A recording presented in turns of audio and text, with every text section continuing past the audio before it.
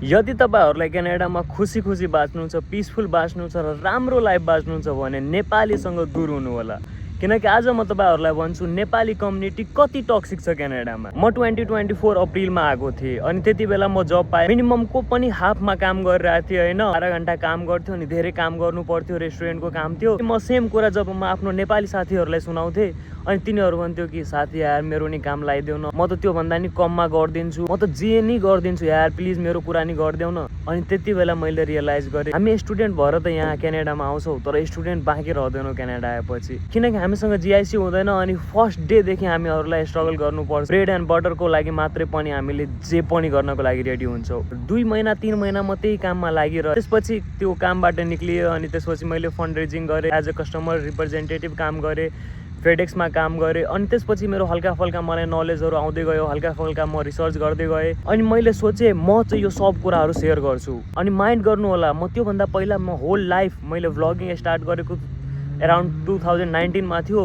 त्यति बेलादेखि नै म हिन्दीमै भ्लग गर्थेँ किनकि मेरो पोइन्ट अफ भ्यू यो थियो, एक त नो डाउट अडियन्स धेरै छ हिन्दीमा हैन, अर्को कुरा मेरो कल्चरल इन्फ्लुएन्स, म जनकपुरबाट छु, मेरो कल्चरल इन्फ्लुएन्समा हिन्दी छ र म बच्चैदेखि हिन्दी मुभीहरू हेरेर ठुलो भएको थिएँ। अर्को कुरा म र मेरो साथी भ्लग गर्थेँ र म र मेरो साथी भ्लग गर्छ एउटै ठाउँमा म र मेरो साथी घुम्न गइरहेको छु अनि दुईजना नेपालीमा भ्लग बनाइरहेको छु भने सेमै कन्टेन्ट तपाईँहरू किन हेर्नुहुन्छ होला। त्यही भएर म हिन्दीमा बनाउँथेँ। अनि अर्को कन्सेप्ट यो थियो कि यदि इन्डियाको मान्छेहरू मेरो भिडियो हेरिरहेछ, मेरो भिडियो हेरेर यदि नेपाल त्यो घुम्न आइरहेछ या नेपालको कुनै ठाउँको बारेमा जानिरहेछ भने इन्डाइरेक्टली के प्रमोट भइरहेछ, नेपाल प्रमोट भइरहेछ नि त। तर चिक्नेहरूको दिमागमा त्यो घुसेन अनि आई गेट इट। त्यसपछि म क्यानाडा आएँ। क्यानाडामा पनि होइन जब म जबको भिडियोहरू बनाउन थालेँ म हिन्दीमा गर्न सक्थेँ, मेरो टन्नै भ्युज आउँथ्यो हिन्दीमा गरेको भए। मेरो साथीहरू भन्थ्यो पनि हिन्दीमा गर, तर मैले नेपालीमा गरेँ किनकि मलाई लाग्यो हिन्दीमा त अलरेडी इन्डियनहरूलाई भन्ने इन्डियन कम्युनिटी छ होइन, पाकिस्तानीलाई हेर्ने पाकिस्तानी कम्युनिटी छ। तर नेपाली हाम्रो भाइ बहिनीहरू यहाँ आएर एकदम स्ट्रगल गर्छ सुरुमा होइन। म चाहिरहेको थिएँ कि मेरो तर्फबाट हल्का भयो नि म केही गर्छु। मैले फन्ड रेजिङमा कसरी जब पाउने, मैले फेडेक्समा जब कसरी पाउने त्योहरू गर्न थालेँ होइन। फेडेक्समा इनफ्याक्ट मैले 40 जनाको जब लगाएको थिएँ अनि त्यति बेला पनि म भिडियो पोस्ट गर्दा मलाई ग्रुपमा के कमेन्टहरू आउँथ्यो थाहा छ, धोती के नै गरिस् मधेसी, यस्तो यस्तो कमेन्ट आउँथ्यो। मेरो आफ्नो कम्युनिटीको मान्छेले मलाई यस्तो यस्तो कमेन्ट गरेको थियो, यस्तो हेट कमेन्ट गरेको थियो मेरो माथि। And I said it's okay होइन। तर माधर चोद मैले त सबै नेपाली मान्छेहरूको लागि गरेको थिएँ, अहिले त हिन्दीमा गरे नि भयो हुन्थ्यो, तर मैले नेपालीमा गरेँ ताकि त माधर चोदहरूलाई हल्का नि हेल्प होस्। सोच भाइ मैले 40 जनालाई काम लगाएँ होइन, त्यो 40 जना मान्छेबाट केही पैसा त घर पठाएको होला, त्यो केही पैसा घर पठाएकोबाट केही त रेमिट्यान्स नेपाल गभर्मेन्टलाई गएको होला। Mother fucker I cause that, म रिजन हो त्यो, म रिजन हो। अर्को कुरा सुन माधर चोदहरू, मैले सिक्युरिटीको जब पाएँ होइन, म हेरेँ कसरी चिल भएर मान्छेहरू पैसा कमाइरहेछ, आरामले बसेर पैसा कमाउन सक्छ होइन।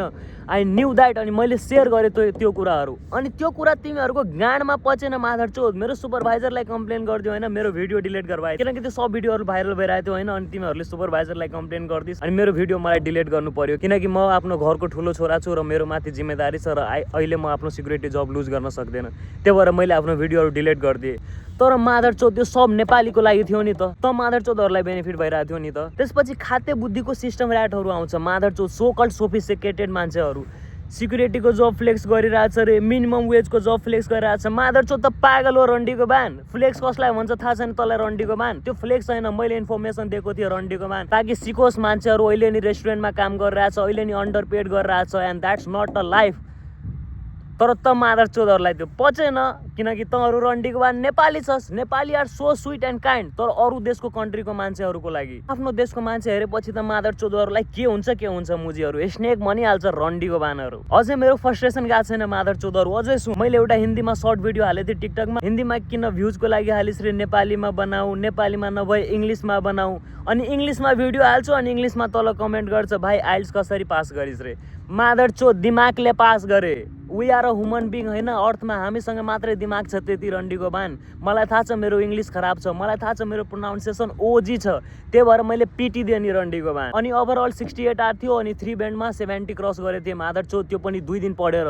I never go by rule book, म आफ्नो रुल क्रिएट गर्छु माधर चोदहरू। अनि यो फेरि अब्सेसन माधर चोद नेपालीहरूलाई मात्रै छ इङ्ग्लिसदेखि, क्यानेडियनले झाँटै भाउ दिँदैन। मैले 1 इयर फन्ड रेजिङ गरेको छु, त्यो पनि डोर टु डोर एभ्री क्यानेडियनको घरमा गएको छु होइन। किङ्स्टन, किन्काडाइन, सार्निया सब ठाउँमा घुमेछु।